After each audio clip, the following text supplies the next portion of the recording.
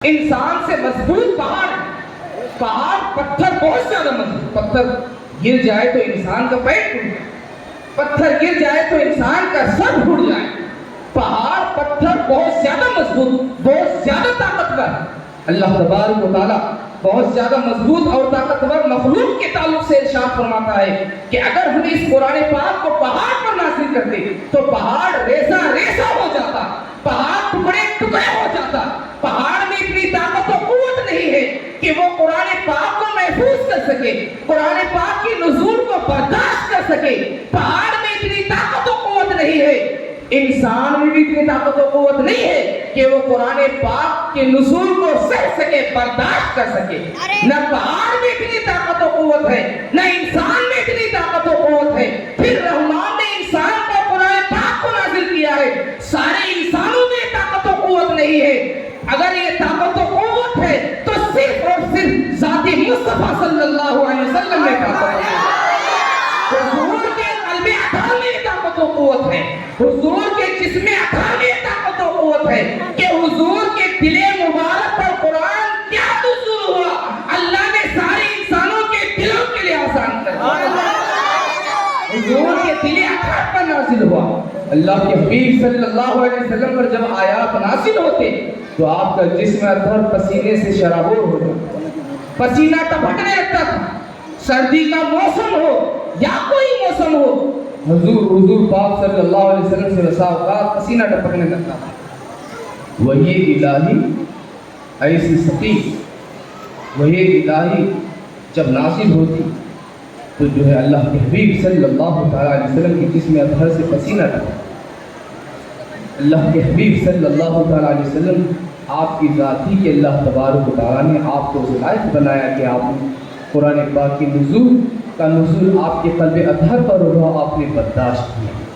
اللہ کے حبیب صلی اللہ علیہ وسلم کے آپ کا صدقہ ہے کہ اللہ تبارک و تعالیٰ نے ہم تمام کو قرآن پاک ہمارے لیے آسان فرمایا کہ ہم قرآن پاک کو پڑھتے بھی ہیں اور یاد بھی کرتے ہیں. یہ اس کی بڑی مہربانی ہے.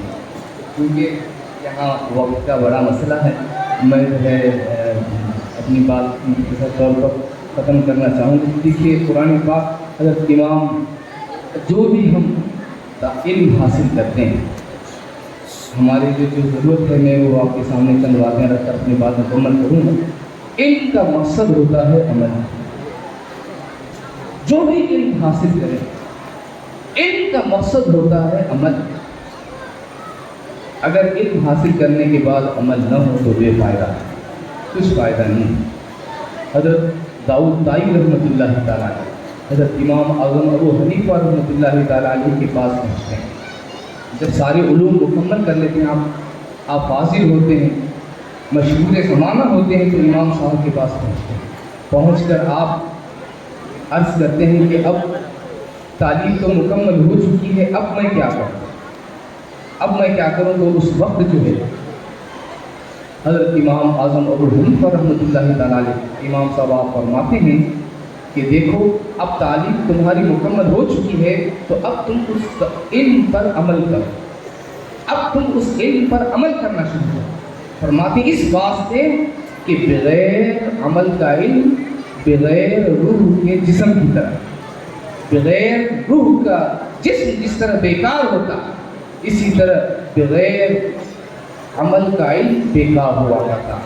تو دوستو بزرگ, عمل صرف علماء کو نہیں کرنا ہے, آپ کو بھی کرنا ہے. آپ بھی سنتے ہیں بہت ساری جو ہے کچھ بھی بنا کے جو ہے ہمارے طرف نہیں آ رہے. دیکھیے علماء کرام کی بات الگ ہے, آپ کیونکہ ہر ایک جو ہے اپنے گریباں میں جان کر دیکھے, اپنے گریباں میں جان کر دیکھے کہ میں کیا کر رہا ہوں, میرا عمل کتنا درست. کیونکہ ہمارا ایک نظریہ ہے, جب کبھی کوئی بات آتی ہے تو ہم دوسروں کی طرف اپنا ذہن لے جاتے ہیں. اگر عمل کی بات آتی ہے تو ہم اپنے طرف نہیں دیکھتے, دوسروں کی طرف خیال کرتے ہیں. دوسروں کی طرف خیال کرنے کے بجائے ہم خود کا خیال کریں, ہم اپنے آپ پر دیکھیں کہ میں جو کچھ مجھے معلومات حاصل ہے, جو کچھ مجھے علم حاصل ہے, میں اس پر کتنا عمل کر رہا ہوں. اگر حاصل ہونے والے علم پر میں عمل کر رہا ہوں تو میں حقیقت کے قریب ہو رہا ہوں. اگر حاصل ہونے والے علم پر میرا عمل نہیں تو میں حقیقت سے دور ہو رہا ہوں، میں اندھیرے کی طرف چلے جا رہا ہوں۔ کیونکہ جو کچھ ہمیں معلومات حاصل ہو، ہم جمعہ میں معلومات حاصل کرتے ہیں، دیگر اوقات میں ہم معلومات حاصل کرتے ہیں۔ ہم دیکھیں کہ ہم نے زندگی میں جتنے معلومات حاصل کیے ہیں، ہم نے زندگی میں جتنا علم حاصل کیا ہے، اس علم پر ہمارا عمل ہے یا نہیں؟ اگر اس علم پر ہمارا عمل ہے تو ہم کامیاب ہیں، اگر اس علم پر ہمارا عمل نہیں ہے تو ہم ناکام ہیں، ہم کامیاب نہیں۔ کیونکہ زبان سے ہم کامیابی کے دعوے کریں، فقط زبان سے کامیابی کے دعوے کرنے سے کوئی کامیاب نہیں ہوتا۔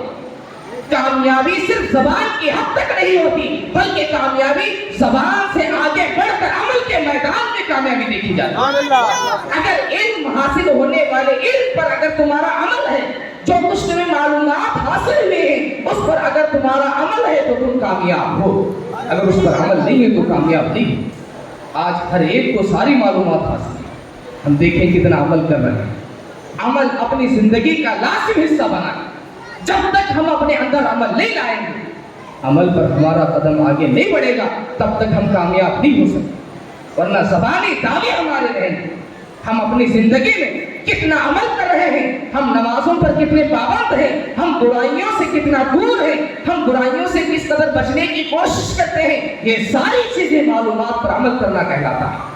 کیا جتنی چیزیں ہمیں معلوم ہیں، حلال و حرام کی تمیز ہمیں کرنا ہے، کیا ہم حلال و حرام کا علم حاصل ہونے کے باوجود ہم اس پر عمل پیرا ہو رہے ہیں یا نہیں ہیں، ہم اس پر عمل کر رہے ہیں یا نہیں کر رہے ہیں، اس بات کو دیکھیں۔ کیونکہ معلومات تو آج ہر ایک کے پاس ہے، کمی صرف عمل کی ہے۔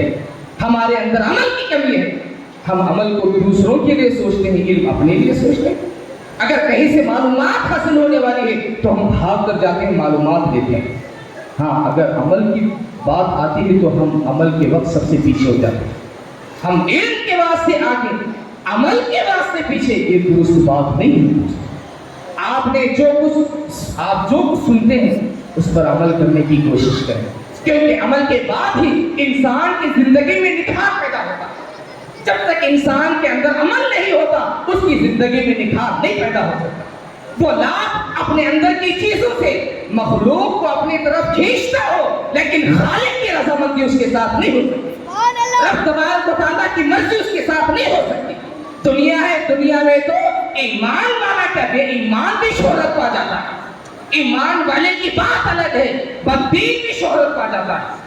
دنیا میں ایمان والا تو کیا، بے ایمان بھی اس دنیا میں شہرت پا جاتا ہے، لیکن شہرت کی بنیاد پر لوگوں کے درمیان شہرت تمہاری ہو جائے تو تم کامیاب نہیں ہو جب تک تمہارے اندر عمل نہیں ہوگا۔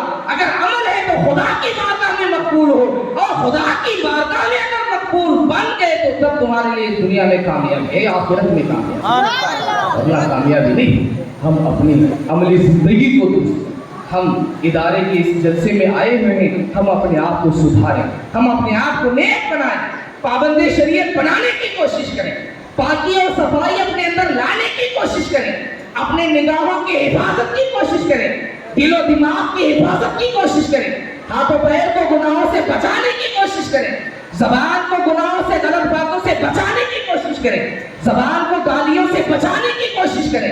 اگر ہم کوشش نہیں کریں گے، آج ہم گالیاں دے کر خوش ہوں گے تو دنیاوی حد تک ہماری خوشی ہے، موت کے بعد جسے گالی دی گئی ہے اگر اس گالی کا حساب پوچھا جائے تو کیا جواب دیں گے؟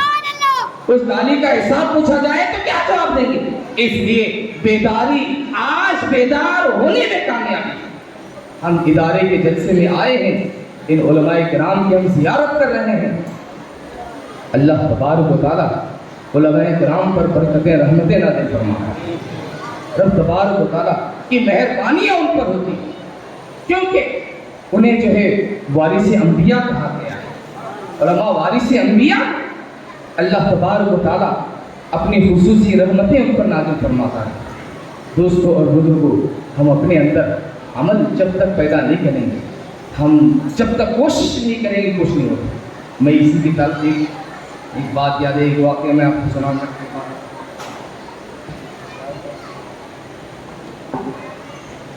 معذرت کے ساتھ ایک بات بول کے میں ختم کر دیتا ہوں کہ حضرت جنید بغدادی رحمۃ اللہ تعالیٰ اور حضرت ابوبکر شبلی رحمۃ اللہ تعالیٰ دونوں سفر کر رہے تھے، دونوں سفر کر رہے تھے۔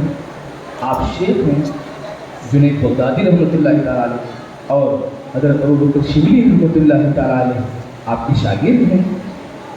آپ استاد، آپ شاگرد، آپ شیخ، آپ مرید. اس وقت دونوں سفر کرتے کرتے جو ہے بیابان میں تھے. ایک جب نماز کا وقت ہوتا تو آپ دونوں وضو بنا کر نماز ادا کرتے، ایک امامت کرتے اور ایک جو ہے اقتدا کرتے. اس طرح جو ہے سفر آگے بڑھتا. ایک مرتبہ جو ہے حضرت جنید بغدادی رحمۃ اللہ تعالیٰ علیہ وضو بناتے ہیں، حضرت ابوبکر شبلی رحمۃ اللہ تعالیٰ علیہ آپ بھی وضو بناتے ہیں. اتفاق سے اسی دوران جو ایک لکڑا آ رہا تھا، لکڑیوں کا گٹا باندھ کر جو ہے اپنے سر پہ رکھ کر لاتا ہے. ان دونوں کو کھڑا دیکھ کر وہ بھی اپنے سر سے لکڑیوں کا گٹھا اتار دیتا ہے. اتار کر جو ہے پھر ان کے ساتھ نماز کے لیے تیاری شروع کرتا ہے، وضو بنانے لگتا. حضرت ابوبکر شبلی رحمۃ اللہ تعالیٰ علیہ حضرت جنید بغدادی رحمۃ اللہ تعالیٰ علیہ کی طرف دیکھتے ہیں. حضرت جنید بغدادی رحمۃ اللہ تعالیٰ علیہ آپ فرماتے ہیں کہ آج ظہر کی نماز ہمیں اس کے پیچھے ادا کرنا چاہیے، کیونکہ امامت میں ہم آج ظہر کی نماز ادا کریں گے.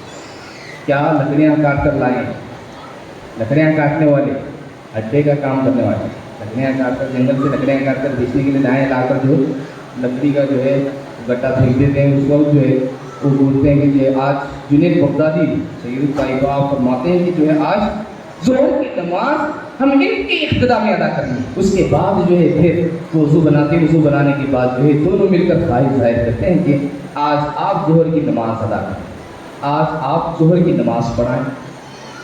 وہ لکڑہارا جو ہے ظہر کی نماز پڑھانے کے لیے آگے بڑھ جاتا ہے، رکعت باندھ دیتا ہے، اللہ اکبر کہتے ہیں.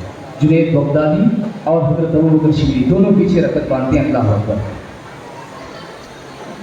قرات ہوتی ہے، اس کے بعد جو ہے سجدہ کی، اس کے بعد رکوع کرتے ہیں. رکوع کے بعد سجدہ کرتے ہیں. سجدے میں اچھا خاصا لمبا، بہت لمبا وقت گزرتا ہے، بہت لمبا وقت سجدے میں گزرتا ہے. نماز ختم ہوتی ہے. نماز 5 منٹ کی نماز نہیں ہوتی. ہماری اور آپ کی ظہر کی نماز 5 منٹ کی، ٹائم لگا کر شروع کر کے ٹائم لگا کے ختم کر دیں. اتنا شوق ہمیں ہے، پابندی کے ساتھ داخل ہوتے ہیں. ذری دیر ہو گئی تو پیچھے ہو جاتے ہیں کہ جو ہے یہ نماز بہت لیٹی، نماز بہت لیٹی. حضرت جنید بغدادی اور حضرت ابوبکر شبلی آپ دونوں ابتدا میں ہیں اور وہ نماز پڑھا رہے ہیں. سجدہ کرتے ہیں، اتنا لمبا سجدہ کرتے ہیں کہ پیچھے حضرت ابوبکر شبلی آپ جو ہے 100 مرتبہ، سینکڑوں مرتبہ آپ کی تسبیح ختم ہوتی ہے. کئی مرتبہ تسبیح پڑھتے ہیں، نماز ختم ہوتی ہے. نماز ختم ہونے کے بعد حضرت ابوبکر شبلی رحمۃ اللہ تعالیٰ علیہ اس بندے خدا سے پوچھتے ہیں کیا بات ہے کہ آپ نے نماز میں سجدے میں کتنی 100 مرتبہ، کتنے 1000 مرتبہ آپ تسبیح پڑھتے ہیں، کتنی مرتبہ آپ تسبیح پڑھتے ہیں کہ اتنی لمبی نماز آپ کی ہو گئی. دیکھو آپ، جب انسان کے اندر پاکی اور صفائی آتی، جب انسان کے اندر طلب پیدا ہوتی ہے، طلب اور شوق پیدا ہوتا ہے، اس کے بعد اس کا حال کیسا ہوتا ہے دیکھو آپ. کیونکہ حضرت ابوبکر شبلی، حضرت جنید بغدادی آپ تھے، یہ نصیحت ہے اس میں دوسروں کے لیے. اس وقت جو ہے دونوں پوچھتے ہیں، حضرت ابوبکر شبلی پوچھتے ہیں کہ آپ سجدے میں کتنے 1000 مرتبہ تسبیح آپ نے پڑھی؟ وہ کہتے ہیں 3 مرتبہ.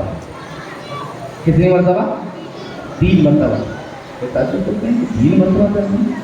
وقت تو جو ہے ہزاروں مرتبہ تسبیح کا گزر گئے، سینکڑوں مرتبہ تسبیح پڑھنے کا وقت گزر گیا، اتنا اچھا خاصا وقت گزر گیا، اتنا لمبا سجدہ آپ کا ہوا اور آپ نے صرف 3 مرتبہ تسبیح پڑھی. یہ کیسے ہو سکتا؟ آپ کے تسبیح پڑھنے کا انداز کیا؟ آپ تسبیح کس طرح پڑھتے ہیں؟ وہ مرد خدا کیا خوب جواب دیتا ہے. دیکھو وہ مرد خدا کہتا ہے کہ اے شبلی دیکھ، میں سر سجدے میں رکھتا ہوں، خدا کی بارگاہ میں اپنے آپ کو پیش کرتا ہوں، کیونکہ سجدے میں بندہ اپنے آپ کو رب کے حوالے کرتا ہے، بندہ اپنے آپ کو خدا کے حوالے کرتا ہے. فرماتے ہیں کہ سن، میں سر سجدے میں رکھنے کے بعد سبحان ربی الاعلیٰ کی تسبیح پڑھتا ہوں. پہلی تسبیح پڑھنے کے بعد دوسری تسبیح اس وقت تک میں نہیں پڑھتا جب تک کہ خدا کی بارگاہ سے مجھے جواب نہ آئے کہ اے بندے خدا، تیری تسبیح پڑھنا مجھے منظور ہے، مجھے قبول ہے.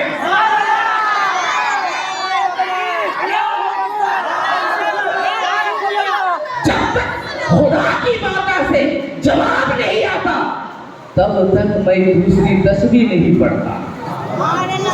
جب مجھے بارگاہ الہی سے جواب آتا ہے کہ اے بندے تیری تسبیح قبول ہے، اس کے بعد ہی دوسری تسبیح پڑھتا ہوں، پھر منتظر رہتا ہوں کہ خطاب الہی آئے، خدا کا فرمان آئے تو پھر تیسری تسبیح پڑھوں. اللہ، یہ چیز طلب تڑپ اور عمل کے میدان میں آنے کے بعد ہی ہو سکتی ہے. ہم قرآن پاک کی ختم قرآن پاک کی مجلس میں ہم بیٹھے تھے، بہت برکت کی مجلس کے بعد میں تمام مدرسے کے ذمہ داروں کو اور اساتذہ کو میں مبارکبادی دیتا ہوں کہ آپ جو ہے تمام نے جو کچھ محنت کوشش کی ہے، آج اس کا نتیجہ ہم تمام کو سامنے نظر آ رہا ہے. اللہ تبارک و تعالیٰ سے دعا ہے کہ مولا تبارک و تعالیٰ آپ تمام کی اس کی کوشش کو قبول فرمائیں اور نظر بد سے حفاظت فرمائیں. سبحان ربک رب العزت عما یصفون وسلام علی المرسلین والحمد للہ رب العالمین. السلام ورحمۃ اللہ وبرکاتہ. حضرات محترم، ابھی آپ کو ہم